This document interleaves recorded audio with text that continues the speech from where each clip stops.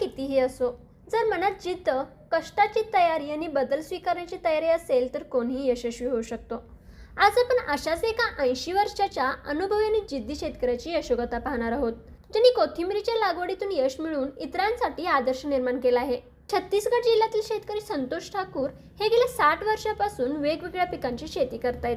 त्यांनी आपल्या 2.5 एकरात कोथिंबीरची शेती केली असून याबद्दल सांगतात की कोथिंबीरसाठी मध्यम थंड हवामान आणि 20 ते 30 डिग्री सेल्सिअस तापमान उत्तम असतं. जमीन ही निचरा होणारी, पीएच 7 ते 7.5 असणारी हवी. लागवड ही जून ते जुलै किंवा ऑक्टोबर ते नोव्हेंबर दरम्यान 30 बाय 10 सेंटीमीटर अंतरावर केली जाते. लागवडीसाठी त्यांना 1 एकरात अर्धा किलो बियाणे लागले असून त्यांनी देसी व्हरायटीची निवड केली आहे. कोथिंबीरला आठवड्यातून एकदा पाणी दिलं जातं. ते सांगतात याला जास्त खत पाण्याची गरज नसते, कारण कोथिंबीरची जास्त उंची वाढून चालत नाही. याला पाणी करपणे, ॲफिड्स अशा रोगांचा प्रादुर्भाव होऊ शकतो. त्यामुळे नियमितपणे निरीक्षण करून सेंद्रिय फवारणी करावी. कोथिंबीरची 30 ते 45 दिवसांनी भाजीसाठी आणि 90 ते 100 दिवसांनी बियाणे उत्पादनासाठी काढणी केली जाते.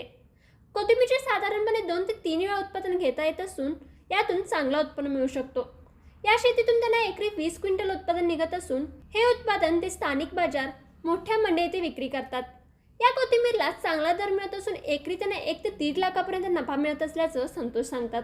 कोथिंबीरची शेती ही शेतकऱ्यांना लखपती बनवणारी शेती आहे असं संतोषांचं मत आहे. तर मित्रांनो, तुम्हाला संतोष यांच्या कोथिंबीर शेतीबद्दलची माहिती कशी वाटली हे कमेंट करून नक्की कळवा. त्याचबरोबर अशाच प्रकारचे कृषीविषयक नवनवीन व्हिडिओज पाहण्यासाठी आताच आमच्या कृषी मंत्र यूट्यूब चॅनल सबस्क्राईब करा व आमच्या फेसबुक आणि इन्स्टा पेजला फॉलो करा.